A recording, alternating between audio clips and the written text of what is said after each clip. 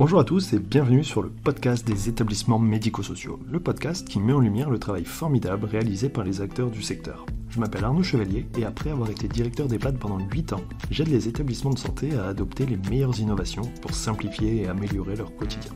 J'ai créé ce podcast pour partager les belles expériences portées par des gens passionnés. Avant de commencer, si vous appréciez ce podcast, vous pouvez vous abonner pour ne rater aucun épisode et encore mieux, mettre une note 5 étoiles sur Apple Podcast et le partager à vos collègues. Sur ce, bon épisode. Bonjour à tous, aujourd'hui je discute avec Laetitia Caille qui est auxiliaire de vie dans une association de services à domicile, l'AMF AD, donc qui est aussi gérée par l'AFEJ. Et c'est un épisode donc, qui fait suite à un épisode précédent dans lequel j'avais échangé avec le directeur de cette association sur la mise en place des équipes autonomes sur le modèle Burzorg. Et c'était prévu alors qu'au départ on fasse un épisode plutôt ensemble, mais c'est plutôt compliqué à organiser. Et en fait, pendant l'épisode, à un moment, on s'est dit, mais en fait, il faut vraiment avoir la vision aussi des équipes pour savoir comment ça s'est passé, comment c'est ressenti, comment c'est perçu et qu'est-ce que ça apporte vraiment. Donc voilà, on y arrive aujourd'hui. L'idée, c'est d'avoir justement ce recul de quelqu'un qui travaille au quotidien en équipe autonome. Donc merci d'avoir accepté de participer à cet exercice un peu inhabituel. Et du coup, je vous propose de vous présenter. La présentation, c'est plutôt qu'est-ce qui vous a amené à travailler auprès des personnes âgées. D'accord. Alors, moi, je me présente. Je suis Laetitia, je suis auxiliaire de vie. Alors, je suis venue dans ce métier un peu par hasard, en fait. C'est une amie qui avait besoin, voilà, elle travaillait dans un EHPAD et il y avait besoin de recrutement. Et en fait, elle a remarqué, voilà, que je m'occupais déjà un peu naturellement des personnes âgées autour de moi, voilà, dans mon entourage, chez le voisinage, en fait. Et en fait, elle m'a dit, ben, pourquoi t'essayerais pas? On a besoin de quelqu'un dans un premier temps pour, voilà, pour la préparation de repas, pour l'aide au repas dans un EHPAD. Et je me suis dit, ben, allez, pourquoi pas, essayons. Et en fait, j'ai commencé comme ça, dans un EHPAD, en travaillant, voilà, sans même être diplômée dans le domaine, en essayant. Et j'ai adoré ça, réellement, voilà, côtoyer les personnes âgées, prendre du temps avec elles, voilà, c'était quelque chose qui m'allait vraiment bien. Et je pense qu'ils l'ont remarqué dans cet EHPAD. Suite à ça, ils m'ont proposé, voilà, de me former pour les gestes au corps, l'aide à la toilette, ce que j'ai accepté. Et en fait, voilà, j'ai démarré comme ça dans ce métier. J'ai travaillé à peu près, ouais, 2 ans dans cet EHPAD. J'ai adoré cette aventure.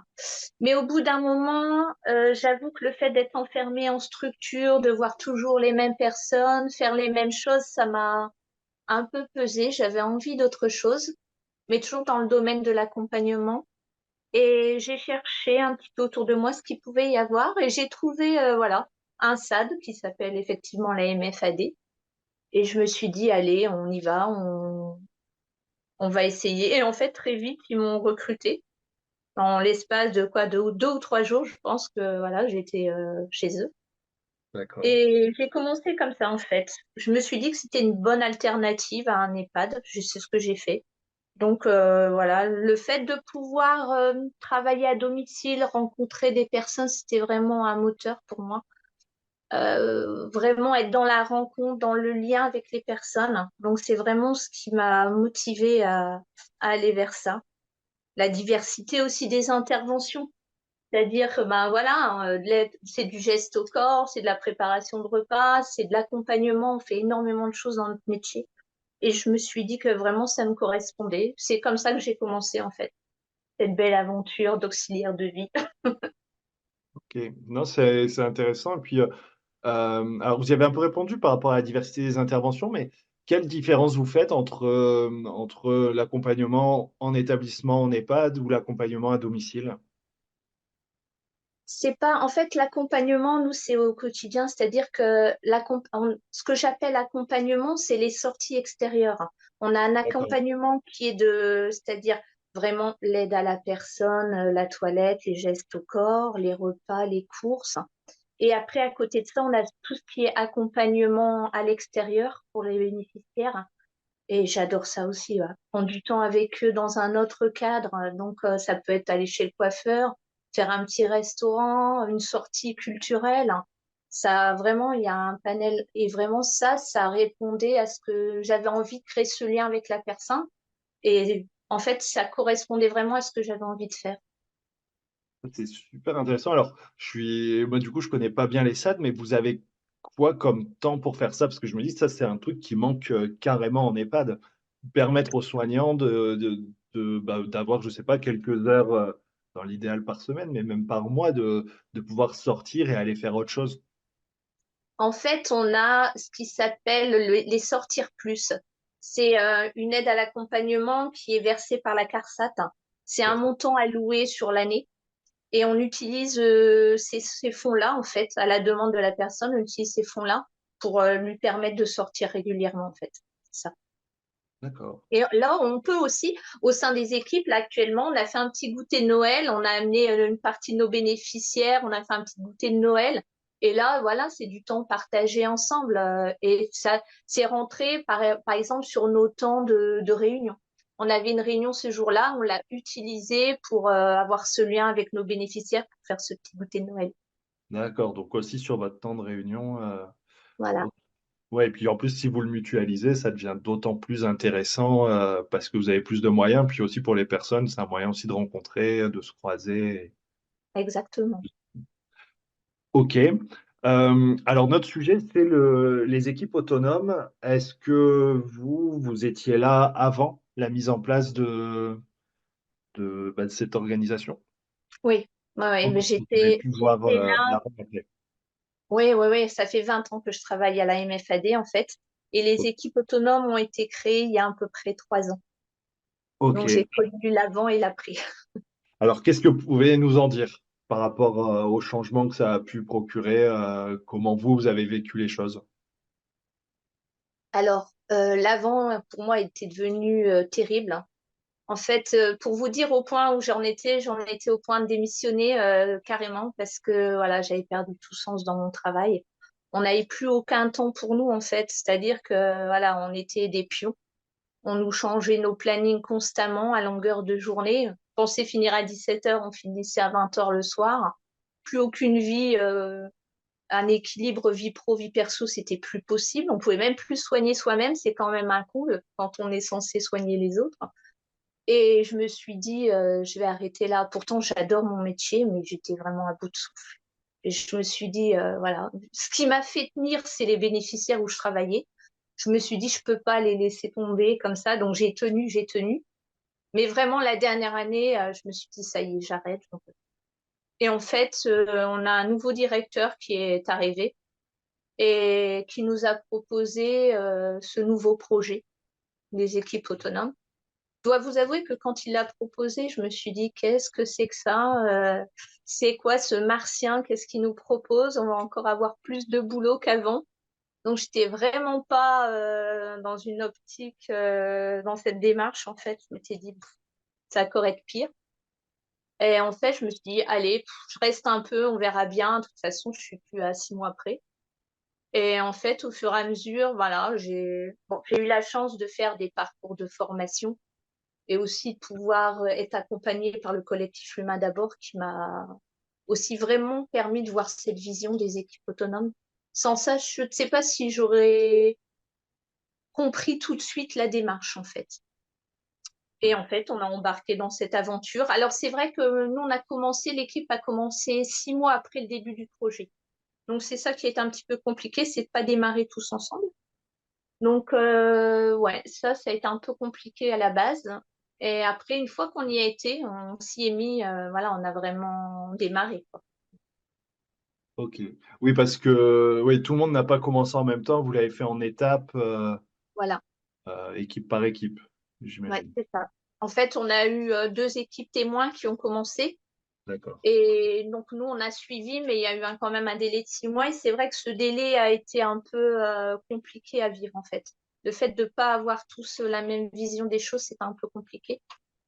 Mais une fois on s'y est mis, voilà, on a tous. Voilà. On a commencé sans même savoir quoi faire, en fait. Ce qui était plutôt assez compliqué de se retrouver en équipe sans savoir quoi faire. On nous avait dit: «Faites-vous confiance, vous savez, c'est celui qui fait qui sait». Mais j'avoue que pour nous, au départ, ça c'était pas si simple que ça, quoi. Ouais, il s'est plongé quand même dans l'inconnu et surtout à un moment où, oui, où on est dans une situation critique, parce que si c'était il y a 3 ans, c'était en 2020, donc avec Ouais, un petit peu de Covid par-dessus. exactement, Voilà. exactement. Bah, le projet a commencé et a stagné parce qu'il y a eu cette période covid.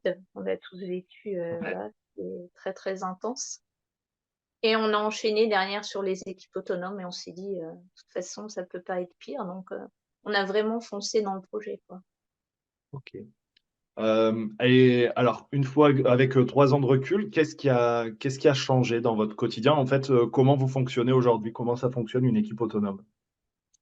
Alors nous, on est au sein de notre équipe, on est 6. Alors, à la base, on se connaissait à peine, hein. On se voyait peut-être une fois par an en réunion, et encore, c'était tout juste. Et en fait, on est sectorisés. On était tous du même secteur. On vit tous à peu près au même endroit. Tous nos bénéficiaires étaient à peu près au même endroit, sur un même secteur, dans un secteur d'à peu près 15 kilomètres, en fait, autour de chez nous. Hein. Et on a appris à se connaître, en fait. On s'est dit, ben, OK, on doit travailler ensemble. Bien sûr, on avait été formés un peu en amont. Et on a commencé à travailler sur nos plannings, en fait. Au bout de 2 ou 3 réunions, les premières, vraiment, on a pris le temps de se connaître et Mmh. les suivantes, on a commencé à travailler sur, nos plannings et en fait, c'est comme ça qu'on a commencé parce que certaines n'étaient pas OK pour travailler en équipe dès le départ en disant: «Non, mais votre truc, quoi, moi, j'adhère pas».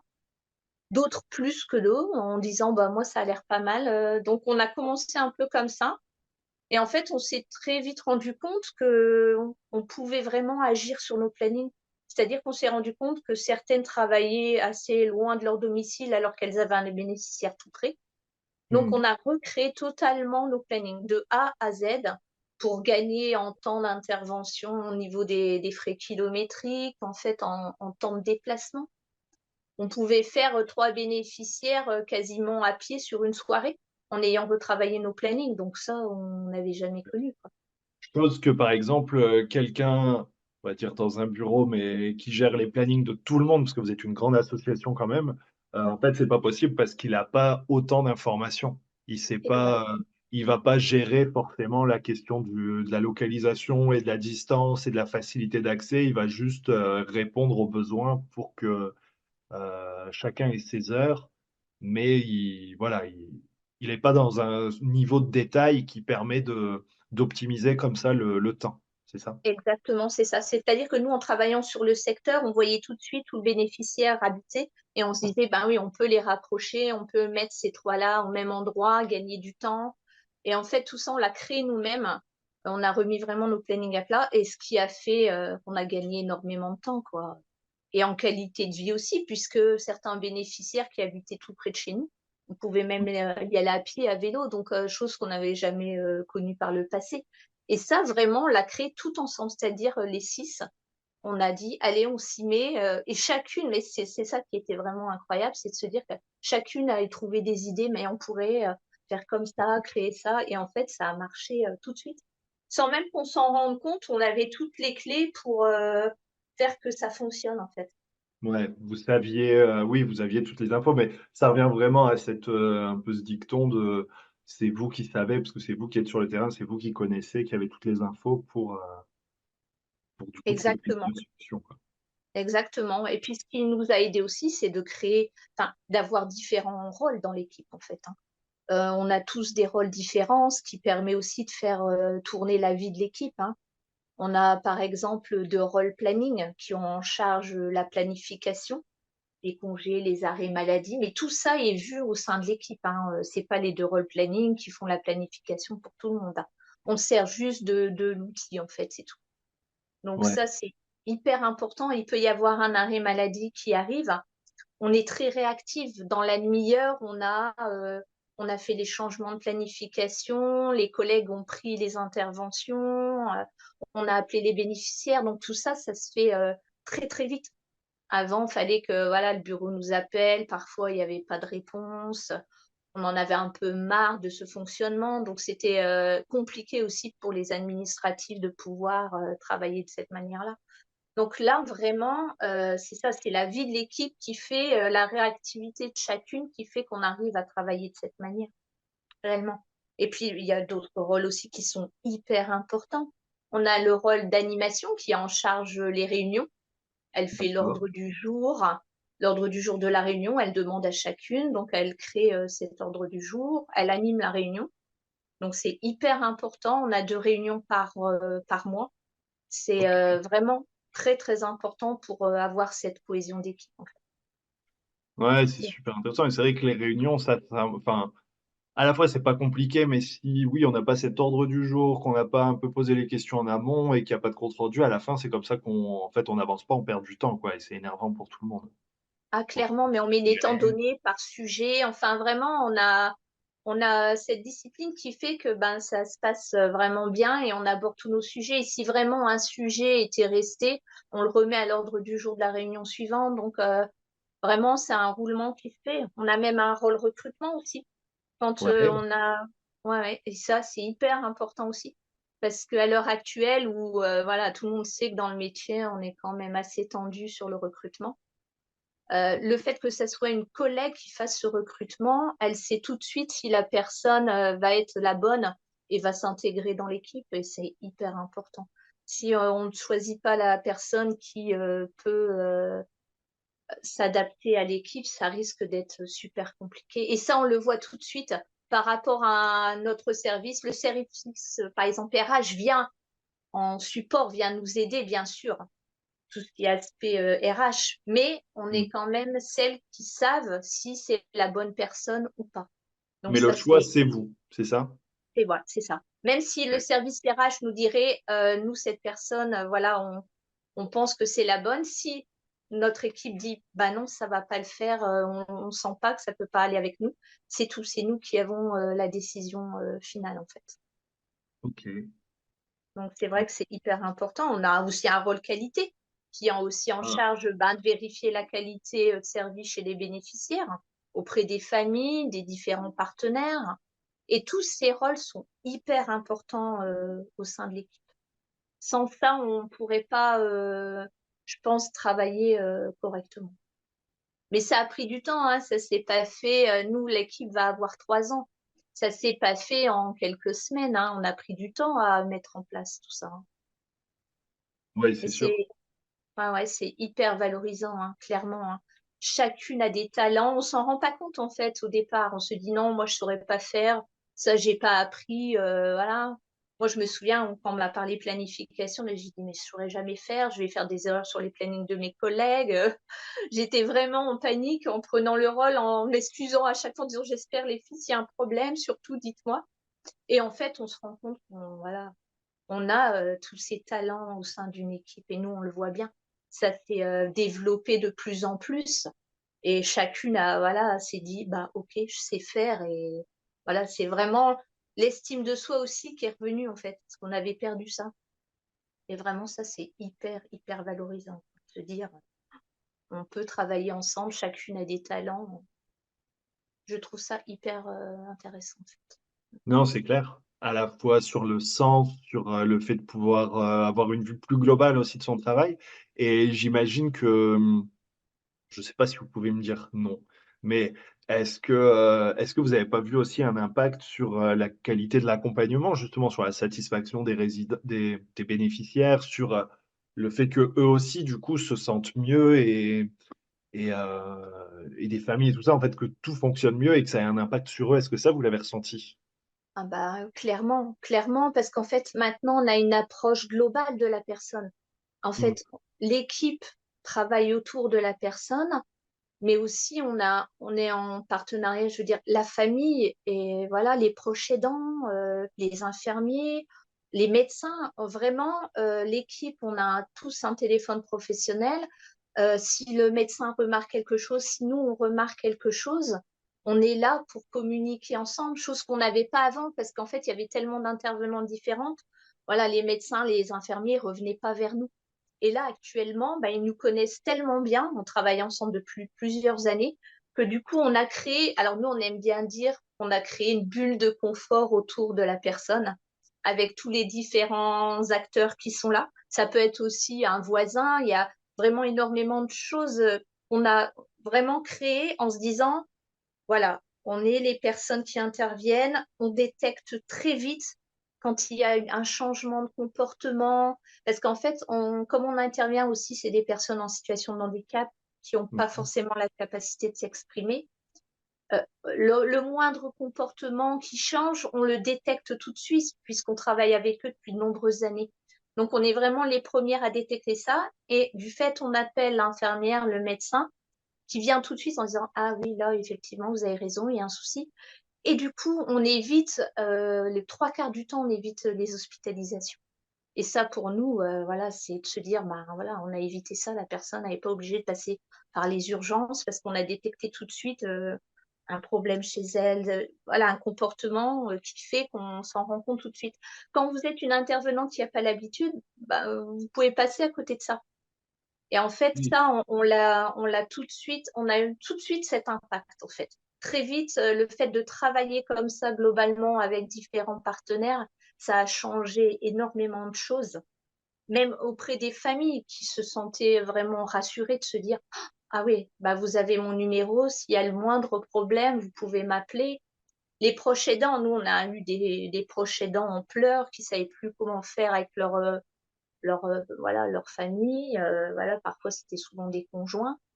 Et le fait de les accompagner eux aussi, ça a tout changé. Moi, j'ai une famille comme ça, où le proche aidant, on a dit, bah, écoutez, on va aussi vous accompagner parce que vous en avez besoin. Et en fait, voilà, c'était une maman. On a mis sa maman une journée qui partait comme ça, une après-midi, voilà, pour se divertir. La fille qui, elle, prend du temps pour elle, elle nous le dit, elle s'est autorisée à vivre, chose qu'elle faisait plus Ouais. depuis de nombreuses années. Le fait qu'on l'ait accompagnée aussi, tout autant, ben, ça a développé ça, en fait. Elle s'est sentie mieux et elle ne se tentait plus, voilà, parce qu'elle se disait, je peux pas sortir chez moi, faut que je m'occupe de ma mère. Et en fait, le fait de savoir qu'on était présente, ben, elle s'est autorisée à se dire, ben, je peux aussi vivre à côté, quoi. Et ça, l'impact, il a été mais incroyable à ce niveau-là. Vraiment, on pensait pas autant à la rigueur qu'on aurait cet impact sur les familles et les proches aidants. Mais on l'a énormément fait. Et le bénéficiaire, bah, forcément, il voit les 6 mêmes personnes tout au long de la journée ou même du mois. Donc pour lui, ben, il se dit, il n'a pas d'inquiétude. Il nous connaît par cœur, on connaît la maison par cœur. Il n'a plus à se dire qui vient aujourd'hui, à quelle heure. Tout ça est vu avec la personne et sincèrement, nous, quand on voit les sourires, là, c'est vrai que le goûter de Noël, on a vu les sourires de chacun. On se dit, voilà, on fait ça, on a créé ces équipes et voilà, on a maintenant ce retour. On met du temps. C'est vrai qu'au départ, on se dit, on ne voit pas tout de suite l'impact, ça met plusieurs mois et même peut-être une année ou deux. Et maintenant, vraiment, là, nous, on voit cet impact et c'est hyper valorisant pour nous. Je sais pas comment on a pu travailler autrement d'ailleurs, Oui, à bah l'heure après, actuelle. c'est la question des habitudes et tout ça, et puis à un moment de remettre un petit peu en question, mais on sait que c'est très difficile de remettre en question, de changer, d'avoir une autre approche. Donc, Bah, en fait, il a fallu casser tous les codes de ce qu'on avait appris et de ouais, ce qu'on nous avait inculqué en fait. C'est-à-dire, ben, vous n'êtes pas capable de faire des plannings, vous êtes juste capable, voilà, d'aller au domicile et encore. Quand voilà, on disait, ben, on pense que là, il faudrait y aller plus tard, on nous disait non, c'est pas possible. Donc, c'était vraiment ça, c'est-à-dire, allez, on retrouve le pouvoir d'agir dans notre travail, on retrouve du sens dans notre travail, et ça a développé notre capacité vraiment de vouloir d'avancer dans ce projet des équipes autonomes. Parce que quand même, l'essence même de notre métier, c'est le prendre soin. ouais, Et bien sûr. ça, carrément, on avait quasiment perdu ça. On était tellement mal nous-mêmes qu'on n'arrivait même plus à prendre soin des autres. Et en fait, c'est ce que nous a permis vraiment les équipes autonomes, c'est de retrouver ça, quoi. Se dire, allez, on a les capacités et on voit l'impact que ça peut avoir actuellement. Donc pour nous, voilà, on se dit, mais jamais on fait de retour en arrière, quoi. Ouais, Ça, ah c'est oui. certain. C'est vrai qu'on nous a déjà posé la question de savoir si on voudrait revenir à l'ancien. Mais j'ai dit, mais jamais, jamais, au grand Dieu, jamais, je voudrais revenir à ce que j'ai vécu par le passé. Non, c'est clair. Et puis, ce qui est bien aussi, c'est, comme vous dites, c'est casser un petit peu ces codes et tout ça, en sachant que dans la santé, c'est quand même ultra, on va dire, normé. Chacun son métier, chacun son rôle. Attention, il faut, voilà. Enfin, voilà, faut pas sortir un petit peu de son cadre et de son rôle pour des questions de responsabilité, de, voilà, de plein de choses. Mais alors que finalement, comment on arrive à, oui, peut-être revenir aux fondamentaux, aux bases, et puis discuter tous ensemble et trouver des bonnes solutions, quoi. Mais clairement, mais même après se dire, OK, vous voulez travailler dans l'aide à domicile, vous avez un peu cette fibre, comme moi je l'ai trouvé un peu par hasard, eh ben c'est OK. Nous, on cherche pas forcément, dans le recrutement, on cherche pas forcément quelqu'un diplômé, c'est pas ce qu'on a besoin. On a besoin de quelqu'un qui ait une fibre, qui aurait besoin voilà, qui se sent la capacité de prendre soin de l'autre. Et en fait, on se rend compte ben, que si c'est une personne comme ça, même si elle n'est pas diplômée, eh ben, ça va fonctionner. C'est vraiment ce lien voilà, important. Nous, c'est ce qu'on se dit. C'est pas, on ne cherche pas des gens forcément diplômés. C'est pas à l'heure actuelle, parce qu'avant, on nous avait dit oui, il faut des gens diplômés. Et on se rend compte que c'est pas le plus important dans notre métier. Bah, en théorie, il faut, mais c'est vrai que déjà, il faut quelqu'un qui ait envie, en fait, qui sache pourquoi il est là, et puis puis oui, qui a envie de faire ça, quoi, qui soit disponible. Oui, et on sait que c'est pas facile, hein. On n'est pas un métier qui est très attractif, hein, clairement, hein. Faut pas cacher les choses, hein, un métier qui est quand même pas facile, voilà, ça c'est clair, hein.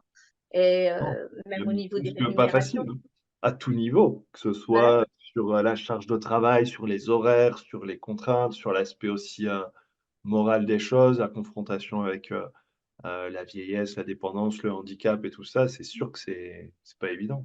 Mal payé aussi, il faut le dire. Ouais, clairement, ce qui fait que voilà, c'est. Alors là, j'espère qu'en fait, que ce projet des équipes autonomes va permettre de voilà d'avoir un peu plus de recrutement. Alors, je pense qu'il va y avoir un décalage. C'est ça qui nous fait un peu peur à l'heure actuelle, c'est de se dire entre les équipes autonomes, là, ce que nous on vit, et les recrutements, on se dit, on va avoir un décalage de quelques années. Et on a peur de ça en se disant, est-ce qu'on aura assez de personnel pour pouvoir garder les gens chez eux? Parce que nous, on le voit, 90% des personnes âgées souhaitent rester chez eux. Et on se dit, est-ce qu'on aura la capacité d'aider tout le monde? Et ça, c'est vrai que c'est une inquiétude qu'on a. Donc, on essaye de développer au plus les équipes autonomes en se disant, c'est peut-être un des leviers qui fera que ça nous aidera à recruter et à faire que voilà, les auxiliaires de vie puissent se sentir bien dans leur métier. Oui, non, mais carrément. Et ça, est-ce que vous le ressentez ou comment vous l'expliquez au moment des recrutements, justement, expliquer l'équipe autonome, expliquer ce que c'est, comment repérer aussi quelqu'un bah, pour qui ça va le faire et d'autres pour qui ça va être plus compliqué? Ben, on le ressent généralement très vite. On peut même faire quelques essais au domicile, c'est-à-dire qu'on fait des accompagnements à domicile. Hmm. On peut faire des périodes d'essai en disant, ben, on voit, on perçoit très vite si ça va le faire ou pas généralement. Et là, Ouais. actuellement, on est sur un nouveau projet dans l'équipe de travailler en équipe postée. C'est-à-dire qu'on ferait des tournées du matin et du soir, un peu comme les tournées des infirmières, en fait. Et Ouais. on voit que ça a un certain impact. Quand on dit ça en recrutement, les gens disent, vous pourriez travailler en posté? Je pourrais faire que le matin ou le soir. Et on voit que ça a un impact. Donc, on se dit, ouais, on va partir là-dessus. Nous, on avait l'envie. Donc, c'est un projet là qu'on va mettre en place début janvier. Et on a senti qu'il y avait un impact sur ce sujet-là. On se dit, c'est peut-être une piste qui est intéressante, en fait. Non, mais c'est sûr. Après, mais là aussi, hein, c'est étudier, regarder ce qui est possible. En EHPAD, bon, le posté, en fait, c'est un peu la norme maintenant. La question, c'est sur quelle amplitude? Est-ce qu'on est en 7 heures? Est-ce qu'on est en 10 heures ou 12 heures? Et c'est vrai qu'il y a beaucoup d'établissements qui disent en ce moment, bah, parce qu'il y a eu des tests 12 heures pendant le Covid pour éviter au maximum les rotations. Et pour beaucoup de personnes, ça a des avantages. Alors après, pour les médecins du travail, c'est plus compliqué parce qu'ils vont nous dire, bah oui, mais c'est trop grosse cadence. Sauf que quand vous travaillez 2 ou 3 jours sur la semaine, au niveau équilibre, vie pro, vie perso, ça peut avoir un intérêt. Après, il faut pouvoir gérer la cadence, hein, forcément, le rythme, mais c'est vrai que maintenant, il faut trouver les arguments et puis être aussi plus adaptable par rapport à ce que les gens recherchent, quoi. Après, on est quand même aussi, voilà, nous, on a un cadre à respecter. Donc, c'est vrai que le cadre, par exemple, l'amplitude horaire, on peut pas aller au-delà de ça, quoi. Si on sait 8 heures, 20 heures, on peut pas aller au-delà. C'est pour ça que le fait peut-être de travailler en posté comme ça, nous permettra d'avoir un peu plus de souplesse Mmh. et de pouvoir dire, ben, OK, le matin, on est tranquille, on travaille le soir jusqu'à 20 heures ou même un peu plus tard. En commençant plus tard dans la journée, c'est réalisable, quoi. Donc, Oui, c'est voilà, c'est tous des sujets qu'on met au sein de l'équipe en disant, ben voilà, il faut travailler dessus, qu'est-ce que vous en pensez? Mais tout est vraiment fait en consensus, on décide pas, c'est vraiment des décisions d'équipe, quoi. Donc, et je pense que c'est ce qui fait qu'on avance aussi bien, en fait. ouais, Donc, le fait de tous donner voilà, son avis et de se dire, OK, on part sur ça ou pas, ça aide réellement dans la vie d'équipe. On se sent, voilà, on n'est pas seul. Chacune a une idée, on la pose et puis on a appris à travailler comme ça, en fait. d'accord. Donc vraiment la notion consensus, il faut que tout le monde soit OK, donc vous allez, adapter les choix, en fait, pour que ça corresponde à tout le monde, sans Voilà, laisser exactement, ouais. Bah, c'est ce qui fait, la force d'une équipe, hein. C'est que, voilà, chacune donne son avis. On peut avoir des divergences d'opinion, ça, c'est normal. Je pense que ça fait partie d'une vie d'une équipe. On en discute, on trouve des solutions. Alors, pour nous, ça a toujours été de faire le plus simple possible. Vraiment de se dire, on a une idée, comment on peut la mettre en place le plus simplement possible. Et on s'est rendu compte que quand on pense de cette manière-là, eh ben, très vite, on trouve les solutions. Donc, c'est parce que au départ, on a tendance à aller chercher des idées, on s'éloigne en disant: «Non, mais ça, on n'y arrivera pas, comment on peut faire?» Et en fait, voilà, en se disant: «Bah non, c'est tout bête, OK, travail posté, on travaille de cette manière, est-ce que ça vous va? Ça pourrait aller à tout le monde». Et en fait, on trouve toujours des solutions. Jusqu'à présent, en tout cas, c'est le cas. non, super. Je reviens sur, une question. Vous avez dit au départ, il y a un parcours de formation. Mmh. En gros, ça consistait à quoi? C'était à peu près sur combien de temps et qu'est-ce qu'on vous a amené, enfin voilà, c'était quoi les sujets pour justement, se préparer à travailler en équipe autonome? Alors, il y a eu 2 choses différentes. On a eu, moi, j'ai eu un parcours de, enfin, on appelait ça un parcours de détransformation à la rigueur. D'accord. De voilà, d'oublier un peu tout ce qu'on avait appris, se dire, «OK, mais c'est ça, c'est-à-dire de retrouver le pouvoir d'agir, se faire confiance». C'était un peu basé sur ça, se dire: «Ben, on casse tous ces codes, on revient à des fondamentaux. C'est quoi votre métier? Qu'est-ce que vous voulez en faire?» Et en fait, c'est là où moi vraiment j'ai eu ce déclic en me disant, «OK». Alors ça s'appelait le collectif, enfin ça s'appelle toujours le collectif L'Humain d'abord, Ouais, et tout de suite ça m'a impactée en fait. Tout ce qui a été dit, ça a été un parcours sur une année et à chaque fois, on avait 2 jours et je me suis dit: «Waouh, mais c'est exactement ça, dont j'ai besoin en fait». Et j'ai plongé dans voilà, dans ce projet. Après, on a eu une deuxième formation, c'était avec compagnie, où là, c'était vraiment, savoir évoluer en équipe autonome, et on avait aussi un autre parcours, pour, oui, savoir bien nous communiquer, en fait, parce que c'est pas si évident que ça de du jour au lendemain, de se retrouver dans une équipe et de savoir communiquer. Donc on a appris tout ça, on a eu toutes des petites astuces pour le faire, dont on a un ordre du jour, comment le faire, tout ça, on l'a appris pendant ce parcours. Et sincèrement, c'est ce qui nous a permis d'avoir cette vision. Parce que c'est pas évident de dire, on met en place des équipes autonomes. Allez, vous êtes 6, débrouillez-vous. Donc, nous fallait quand même quelques clés qu'on a appris. ouais. Et c'est vrai que là, on a eu une certification. Là, récemment, on était tous très fiers. On a eu 87% de taux de réussite pour cette certification. Et on était hyper heureuses et très, très fiers Ah, d'avoir mais c'est top, réussi.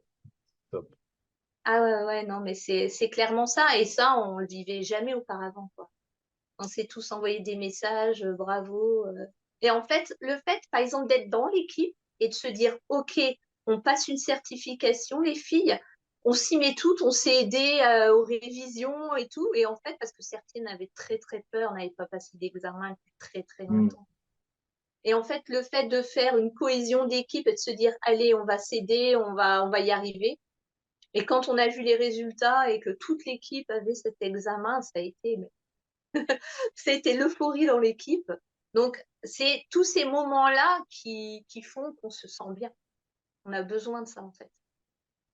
Non, c'est génial au niveau du sens à la fois au travail pour les bénéficiaires et aussi en équipe, c'est cohérent, quoi.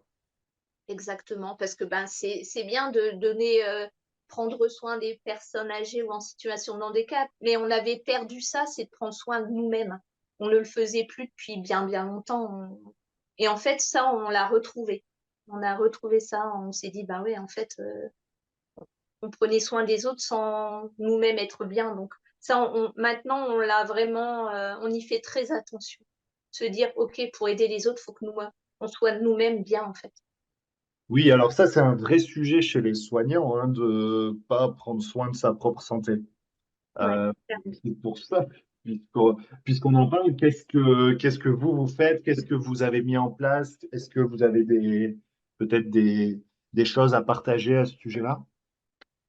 Ben, au sein de l'équipe ou à titre perso? Plutôt au sein de l'équipe. Alors, au sein de l'équipe, on a mis en place un petit rituel. On se fait un petit restaurant. On aime bien faire ça une moyenne une fois par an. Une fois par mois, pardon. Une fois par an, ce serait pas beaucoup. Une fois par mois, on va au restaurant tous ensemble. On déconnecte. Voilà, c'est vraiment un moment de partage où on rigole bien tout ensemble. On fait aussi en inter-équipe, c'est-à-dire que là, on a eu un départ en retraite. Et les trois équipes de notre secteur se sont réunies pour fêter le départ en retraite d'une collègue. Après, on prend des temps. Quand il fait beau, on fait nos réunions en extérieur, c'est-à-dire que on se dit, allez, on va près d'un lac, on se pose en plein air et puis on fait notre réunion comme ça à l'extérieur. C'est tous ces temps-là, en fait. Là, on s'est fait des petits cadeaux, on a joué à un petit jeu en s'offrant des petits cadeaux chacune pour marquer voilà, cet esprit de Noël. C'est toutes des petites choses comme ça au sein de l'équipe qui font qu'on se sent bien ensemble, quoi. Il faut créer ça, je pense. Ouais. Bah, c'est vrai que c'est pas souvent la problématique, c'est que tout le monde court dans tous les sens et qu'à la fin, ben, on met de côté un peu tout ça, tous ces temps d'échange, cette dimension de, oui, même juste de temps d'échange conviviaux, mais même juste aussi de travail et de transmission, quoi, pour régler les problématiques. Ah oui, puis même prendre 5 minutes de respirer, c'est-à-dire que parfois on fait des petits exercices comme ça au sein de l'équipe. On se dit, allez, on se prend le temps d'une petite inclusion, on respire calmement, on se pose, et rien que ça, d'arriver, de se poser, en fait, bah, ça nous fait un bien fou, quoi. C'est tous des petits détails, mais c'est. Ou même faire une déclusion à la fin de notre réunion, c'est-à-dire, OK, qu'est-ce que vous avez pensé de cette réunion? Qu'est-ce que vous voudriez améliorer? Qu'est-ce qui a fait que vous êtes senti bien ou pas? Et tout ça nous permet d'améliorer au quotidien notre ressenti en équipe, en fait. Et tout ça, c'est des choses qui sont venues commencer à travers les formations au départ Ouais, sur les équipes autonomes ou? exactement. Ouais. Tout D'accord. ça, on l'a vu, voilà, savoir faire une inclusion, une déclusion, pas partir comme ça sans avoir dit son ressenti. Tout ça, on l'a appris et c'est hyper important, je pense. Déjà dans la communication au sein d'une équipe, si vous n'avez pas ces temps donnés, ou même quand on fait un ordre du jour, se dire bah, on met 10 minutes sur ce sujet, 10 minutes sur ce sujet, ça nous permet de rythmer la réunion en fait. Et tout ça, on l'a appris. C'est pas venu comme ça, hein. On a été formés pour ça. Ouais, c'est des méthodes et tout ça. Après, mais c'est bien parce que franchement, c'est vraiment des trucs sur lesquels on le voit très très peu, hein. Moi, franchement, je le fais très très peu. Je me doute que c'est bien même cette notion, mais souvent on part un peu avec des habitudes, tout ça, où on veut aller un peu plus vite, où on oublie un peu ces bonnes habitudes et ces bonnes pratiques. Si on part directement, nous, si on partait dans une réunion sans même avoir, comme on dit, une petite météo du jour de chacune, c'est quand même assez compliqué. On n'a pas la ressenti de la collègue, ce qui s'est passé avant pour elle. Voilà, donc pour nous, c'est important de se dire, OK, aujourd'hui, voilà, tu es un peu fatigué, on va faire attention à ça. Mm. Ou aujourd'hui, voilà, tu es dans l'euphorie, tu es dans la joie, bah, c'est OK pour tout le monde, on va en profiter. Je pense Ouais. que ça serait compliqué. Même à la fin d'une réunion, si on ne fait pas une déclusion, chacune va repartir et va parler sur le parking Oui, d'autres c'est choses ou on refait une deuxième réunion après, quoi, si on veut. bien. Donc, je C'est pense pour que ça. les temps de déclusion sont hyper importants aussi. Non, En mais tout cas, moi, je vous rejoins, hein, mais en même temps, vous voyez, si on reprend, alors, ça peut paraître loin, mais si on reprend les transmissions de l'EHPAD, imaginez inclusion, déclusion au moment des transmissions, je pense qu'on en est un peu loin, hein. ouais, mais je pense que c'est juste prendre 5 minutes Alors, avant. c'est simple et c'est 5 minutes. C'est 5 minutes, c'est vraiment 5 minutes. Et la déclusion, c'est pareil, c'est vraiment 5 minutes. Chacune s'exprime, ça peut être sur un mot. Nous, parfois, on travaille avec des cartes. On a des cartes des émotions ou des cartes sur la nature, c'est ce qu'on a fait dernièrement. Et en fait, on étale les cartes, on se prend une carte et voilà, quel est votre ressenti aujourd'hui? Avec quoi vous repartez aujourd'hui? Et juste de prendre une carte et de se dire, bah moi, mon émotion, c'est ça, ou mon ressenti, c'est ça, bah ça suffit à faire cette déclusion, en fait. Ça prend vraiment 5 minutes. Et c'est hyper important. Moi, je pense que ça serait plus compliqué pour avoir cette cohésion au sein de l'équipe, je pense. Ouais, parce que ça permet de se dire les choses, d'évoquer peut-être plus Ouais. de choses aussi. Mm. Très bien. Peut-être pour conclure, une dernière question. On parle souvent avec les équipes autonomes de la notion de coach. Ouais. Est-ce que c'est quelqu'un de votre équipe? Est-ce que c'est quelqu'un en dehors de l'équipe? Ou comment ça se passe pour vous? Alors, nous, à l'ASSO, on a une vingtaine d'équipes autonomes et on a 3 coachs, en fait. Donc, D'accord. ils sont répartis c'est pareil, par secteur. Donc, où on fait appel à elle quand on en a besoin. Enfin, ça, c'est dans un deuxième temps. Au départ, elle était à toutes les réunions pour nous aider à se mettre en route. Maintenant, quand on est une équipe voilà, qui tourne et voilà, qui a un rythme, on ne fait appel à la coach que si on en ressent le besoin ou si elle veut venir passer un moment avec nous, un moment sympa avec nous. Et après, il y a des équipes qui sont peut-être plus en difficulté et elle est vraiment là pour les accompagner. Ça D'accord. serait que pour bien communiquer en fait entre elles. Si elles ont un petit problème de relationnel, elle est là pour faire ce lien, pour aider dans la communication de chacune et aussi en planification, enfin dans tout ce qui peut faire vivre une équipe.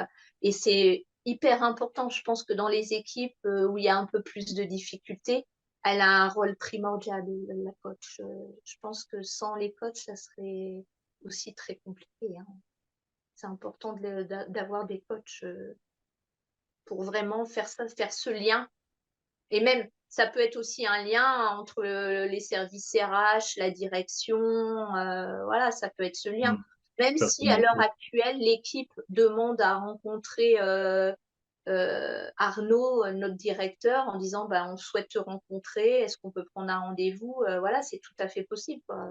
Il n'y a Hmm. aucune problématique avec ça. On n'a plus ces systèmes de pyramide où il fallait passer par les managers. Tout ça n'existe plus. Nous, l'équipe demande à voir Arnaud. OK, ben, c'est acté et on le fait. Donc, c'est vraiment du direct, hein. Ouais. Ok, super. Parce que les équipes autonomes, c'est un sujet qui, moi, euh, je suis prof du coup à l'université et en fait, c'est un sujet qui revient tout le temps sur les mémoires et tout ça. Il y a beaucoup d'étudiants qui s'intéressent à ça, mais souvent, on est quand même sur une vision un petit peu trop théorique. Et là, aujourd'hui, du coup, il y a plein de choses qui s'éclairent un petit peu, qui rendent les choses plus concrètes. Euh, Grâce à votre intervention, en fait, où du coup, je perçois un peu plus les détails du fonctionnement et le côté vraiment pratique. Donc, merci pour ça. Et pour conclure, est-ce qu'il y a quelque chose qu'on aurait oublié ou que vous voudriez rajouter? Non, je pense que vraiment, il faut se faire confiance dans la vie. C'est vrai que on a eu tendance, nous, au départ, à se dire on n'était pas capable de faire et en fait, on s'est rendu compte que c'était pas du tout ça. Et j'ai une phrase que j'aime énormément et qui est devenue un petit peu mon leitmotiv, c'est de se dire on peut être acteur de ce changement. En fait, c'est Gandhi qui disait ça. Soyez le changement que vous voulez voir dans le monde. Et en fait, on a un peu envie de ça au sein de nos équipes, c'est de se dire allez, c'est novateur, nous on est vraiment des précurseurs dans ce domaine. Et on voudrait être la locomotive qui fait que d'autres structures se mettent en place. Qu'on voit bien la difficulté. Moi, je parle énormément avec d'autres auxiliaires, d'autres structures qui n'ont pas cette façon de travailler. Et je me dis, waouh, si elles pouvaient vivre aussi ça. Donc, on a un peu là, on a envie de ça, c'est-à-dire d'être la locomotive qui fera que tout le monde, enfin, peut-être pas tout le monde, c'est peut-être une vision un peu, mais de se dire, allez, là, un plus grand nombre puisse accéder à ce fonctionnement, en fait. Et c'est ça, en fait. Ce serait mon mot, ce serait ça de se dire, on aimerait être, voilà, acteur de ce changement, en fait. Ok. Bah, moi, j'aime beaucoup aussi juste la notion de se faire confiance et d'agir et d'oser, et c'est déjà super, hein. Ça a Et on l'air. a le droit à l'erreur, on a le droit de se tromper. Je veux dire, voilà, on met en place quelque chose qui fonctionne pas. C'est pas grave, on a ce droit à l'erreur, et ben on recommence, on trouve une autre idée. Et ça aussi de se dire, bah voilà, on a le droit à l'erreur et il n'y a aucun problème. Donc c'est, voilà, on a un peu cette paix de se dire, bah voilà, on s'essaye, ça fonctionne pas, tant pis. Bon. Eh ben super. Merci en tout cas pour votre témoignage et du coup, bah, je vous souhaite une belle continuation et puis de pouvoir continuer à innover et à changer les choses. Bah merci, c'est très gentil. Merci pour cet échange. C'est toujours très sympathique de pouvoir discuter des équipes autonomes. Super. En tout cas, ouais, c'était très clair et ouais, ça donne vraiment envie, hein. Bah, j'espère. Sincèrement, je peux vous dire que ça parce que j'étais tellement pas dans cette optique au départ que vraiment, si j'ai eu ce changement, c'est que vraiment, je crois en ce que je fais, quoi. Eh ben merci encore. De rien, bon après-midi, au revoir. Merci d'avoir écouté l'épisode jusqu'au bout, j'espère que le sujet vous a plu et qu'il vous inspirera. Pour m'aider à faire connaître le podcast, abonnez-vous sur votre plateforme d'écoute préférée ou notez-le et partagez-le sur vos réseaux sociaux. N'hésitez pas à me contacter sur LinkedIn pour toute remarque ou proposition de sujet. Bonne journée et à bientôt sur le podcast des établissements médico-sociaux.